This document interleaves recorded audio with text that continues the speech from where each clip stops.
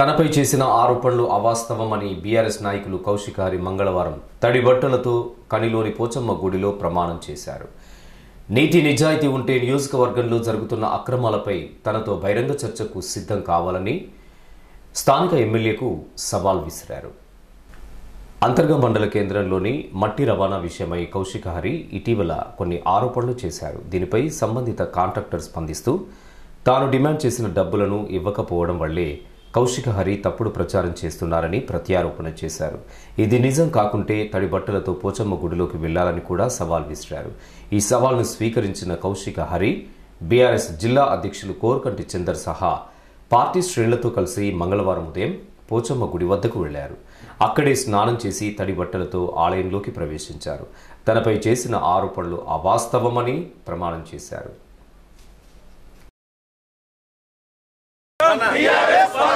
అవినీతి అంతం బీఆర్ఎస్ అంతం అవినీతి అంతం బీఆర్ఎస్ అంతం విప్పాలన దొంగల పాలన దోపిడి పాలన ఇదే విరాజ్యం దొంగల రాజ్యం దోపిడి రాజ్యం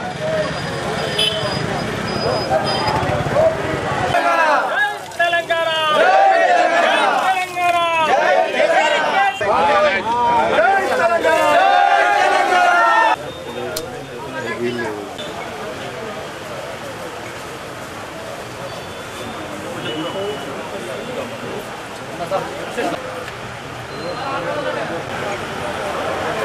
పోషవతల్లి మీద ప్రమాణం చేసి చెప్తున్నా, బూడిదలా కానీ మట్టిలా కానీ జరుగుతున్న పోరాటంలో ఎక్కడ కూడా డబ్బుల ప్రమేయం రాలేదు, ఎవరైనా డబ్బులు అడగలేదు. అనవసరమైన ఆరోపణ చేస్తారు. ఆ ఆరోపణను కూడా నేను నిరూపించుకోవడానికి ఒక బూడిద దొంగ, ఒక మట్టి దొంగ, ఒక అవినీతి ఎమ్మెల్యే చేసినటువంటి ఈ దానికి నేను నిరూపించుకోవడానికి సిద్ధమై ఒక హిందువుగా కావచ్చు నా బొట్టు మీద కూడా కామెంట్ చేసి బరాబర్ బొట్టు పెట్టుకుంటా, డైలీ బొట్టు పెట్టుకుంటా, దీని మీద ప్రమాణం చేసి నన్ను నమ్మే నా మనుషుల మీద నా ఫ్యామిలీ మీద ప్రమాణం చేసి కొబ్బరికాయ కొడుతున్నాను. అనంతరం ప్రదర్శనగా తరలివచ్చిన బీఆర్ఎస్ శ్రేణులు మెయిన్ చౌరస్తా వద్ద నిరసన కార్యక్రమాన్ని చేపట్టారు. బూడిద మట్టి రవాణాలు అవినీతి అక్రమాలు జరుగుతున్నాయని కౌశిక్ హరి పునరుద్ఘాటించారు. ఇది నిజమని నిరూపించేందుకు ఆలయంలోనైనా ఎమ్మెల్యే క్యాంపు కార్యాలయంలోనైనా బహిరంగ చర్చకు తాను సిద్ధంగా ఉన్నానని సవాల్ విసిరారు. ఇక్కడ 700 లారీలు ఉన్నాయి, వాళ్ళందరికీ వస్తుంది. ఎన్హెచ్ బయట బండ్లు ఎందుకు, మన బండ్లు ఉండాలి. 1500 లారీలకు ఇక్కడ అన్నం దొరుకుతుంది. వాళ్ళు ఉండడం వల్ల మనకు 15,000 కుటుంబాలకు ఉపాధి దొరుకుతుంది. 15,000 కుటుంబాలు అంటే 60,000 మందికి ఇక్కడ మనకు ఎన్టీపీసీ ద్వారా ఉపాధి దొరుకుతుంది. ఇక్కడ ప్రతి నిర్వాసిత గ్రామంల నుంచి లారీలు కొనుక్కుంటే మనకు ఉపాధి దొరుకుతుంది అని మేము చెప్తా ఉన్నాం. అదొకటి. ఇవన్నీ కూడా మీరు కంప్లీట్ చేయకుండా మా మీద ఆరోపణలు చేస్తున్నారు. నేను ఒకటే అంటున్నా, మక్కాన్ సింగ్ను ఇప్పటికీ చెప్తా ఉన్నా, నీకేమన్నా దమ్ము ధైర్యం నిజాయితీ నీ దగ్గర ఉన్నట్టయితే ఆ మట్టి మీదకి పోదాంపా, మట్టి మీద ఎంక్వైరీ అందరం కలిసి పోదాంపా, ఆ పేపర్లు ఇవ్వమనండి, అందులో ఏం లొసుగులు ఉన్నాయి అవి మీరు అవినీతిని అరికట్టయితే దాన్ని బంద్ చేస్తే నువ్వు నిజాయితీ పరుని, బూడిదలో 1000 రూపాయలకు లోడ్ చేస్తేనే నువ్వు నీతి పరుని.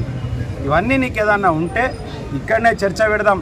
మళ్ళీ ఆదివారం ఇక్కడ కూర్చుందాం, శనివారం అంటే శనివారం, ఆదివారం అంటే ఆదివారం ఇదే పోచమ్మ కాడ కూర్చుందాం, లేదంటే రామాలయంలో కూర్చుందాం, లేకపోతే నీ క్యాంప్ ఆఫీసులో కూర్చుందాం, చర్చ చేద్దాం. విలేకరులను తీసుకురండి, లైన్ లారీ ఓనర్లను తీసుకురండి, టిప్పర్ లారీ ఓనర్లను తీసుకురండి, ఆ 115 మంది కాంట్రాక్టర్లను రూపాయలను రమ్మనండి, 38 మంది 130 రూపాయల కాంట్రాక్టర్లను రమ్మందాం, అవరు బట్టి ఓనర్లను కూడా రమ్మందాం. ఈయన నేను చెప్పిన ప్రకారం పోతే ఈ వ్యవస్థకు లాభం అవుతుందా, లేకపోతే మక్కాన్ సింగ్ చేస్తున్న దోపిడితోటి ఈ ఊరికి లాభం అవుతుందా, చర్చ చేద్దాం. నేను ఒక్కనే వస్తా నీ క్యాంప్ ఆఫీస్కు, నువ్వు విలేకరులను పెట్టుకో, వీళ్ళందరినీ విలువ లైవ్ పెట్టు, చర్చ చేద్దాం. దమ్ము ధైర్యం ఉంటే మీరు రండి అని చెప్పి నేను చెప్తా ఉన్నా. శనివారమా ఆదివారమా, ఈ గుడి రామాలయమా మీ క్యాంప్ ఆఫీసా, ఎక్కడ ఏందనేది నువ్వు చెప్పు అని నేను డిమాండ్ చేస్తూ ఉన్నా. అవరు చాలా మంది చిన్న చిన్న వాళ్ళతోటి మన మీద ప్రెస్ మీట్లు పెట్టిస్తూ ఉన్నాడు. అరే ఎవరన్నా పెట్టచ్చు, మాట్లాడచ్చు. నేను ఏం మాట్లాడినో దానికే జవాబు చెప్పండి. నేను మక్కాన్ సింగ్ మీద కూడా ఏదైతే ఎన్నికలకు ముందు 1 సంవత్సరం నుంచి నువ్వు హామీలు ఇచ్చినావు, ఆ హామీలనే మీదనే నేను అడుగుతున్నా. అవరు ఈ సంవత్సరం 15 నెలలు అవుతుంది నువ్వు పాలన గద్దెనెక్కి, ఆ పాలనలో జరుగుతున్న పొరపాట్ల గురించి అడుగుతున్నా. వీళ్ళందరూ నేను పార్టీలు మారినా అది మారినా, పార్టీలు ఎవరు మారని వాళ్ళు మక్కాన్ సింగ్ మారలేదా, రేవంత్ రెడ్డి మారలేదా, రోజు ప్రెస్ మీట్ పెట్టేటోళ్ళు మారలేదా? నేను అడిగే అవినీతి మీద మాట్లాడుతూ ఉంటే పార్టీ మారినా, నేను అది కూడా చెప్తా ఉన్నా ఇక్కడ ఉన్న మీ స్థానిక నాయకులకు, ఒకవేళ చర్చ చేద్దామంటే 30 ఏళ్ళ చరిత్రను కూడా చర్చ చేద్దాం. మక్కాన్ సింగ్ది అడిగిరండి మీరు, దానికి కూడా నేను రెడీ. 30 ఏళ్ళది మాట్లాడదామంటే 30 ఏళ్ళది మాట్లాడదాం, ఏడాది మాట్లాడదామంటే ఏడాది మాట్లాడదాం. అవరు ప్రభుత్వం వచ్చిన తర్వాత ఆయన చేస్తున్న దోపిడీ విధానం మీద మాట్లాడదామంటే దాని మీద, దేని మీదకైనా రెడీ అని మేము చెప్తా ఉన్నాం. కాంగ్రెస్ ప్రభుత్వ హయాంలో ప్రజాస్వామ్య వ్యవస్థ పతనం అవుతుందని మాజీ ఎమ్మెల్యే కోరకంటి చందర్ ఆరోపించారు. వనరుల దోపిడీపై సంబంధిత అధికారులు స్పందించకుంటే రెవెన్యూ కార్యాలయాలు, ఎమ్మెల్యే క్యాంప్ ఆఫీసును ముట్టడించేలా కార్యాచరణను రూపొందిస్తామని హెచ్చరించారు. రామగుండం నియోజకవర్గంలో ఇక్కడున్నటువంటి వనరులను దోపిడీ చేస్తూ, చట్టాలను ఉల్లంఘిస్తూ అధికార పార్టీకి సంబంధించినటువంటి నాయకులందరూ కూడా విచ్చలు విడిగా ఇలా దోపిడీ చేస్తున్నట్టుగా ఇలా పత్రికలలో వస్తూనే ఉన్నాయి. ఈ మధ్య కాలంలో బీఆర్ఎస్ నాయకులు కౌశిక హరి గారు వారు చేస్తున్నటువంటి దోపిడీ మీద ఒక ప్రకటన చేస్తూ కనీసము ఆ బాండుకు వెళ్దామంటే కూడా వెళ్లకుండా అడ్డుకోవడం, మట్టి విషయంలో మాట్లాడితే వేరే విధంగా మాట్లాడు. అసలు ఈ యొక్క ప్రభుత్వం, ఇక్కడ ఉన్నటువంటి పాలకులు, వీళ్ళ ఆలోచన ఏంది? అసలు మిమ్మల్ని ఏది ప్రశ్నించొద్దా, ఏమి అడగద్దా? అడిగితే దాని మీద సమాధానం చెప్పాల్సింది పోయి ఉల్టా నాయకుల మీద లేనిపోని ఆరోపణలు చేస్తూ వ్యక్తిగతమైనటువంటి ఆరోపణలు చేయడం అనేది ప్రజాస్వామ్యానికే ఇది గొడ్డలి పెట్టు. ప్రజాస్వామ్య దేశంలో ఎవరికైనా ప్రశ్నించేటువంటి హక్కు ఉంటుంది.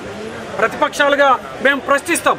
దానికి నిజంగా మీరు మట్టి దోపిడీ చేయనట్టయితే, బూడిదలో దోపిడీ జరిగినట్టయితే మీరు స్పందించండి. అధికారులు వెంటనే దీని మీద స్పందించాలి. కలెక్టర్ గారు, ఇక్కడ ఉన్నటువంటి రెవెన్యూ అధికారులు దీని మీద స్పందించాలి.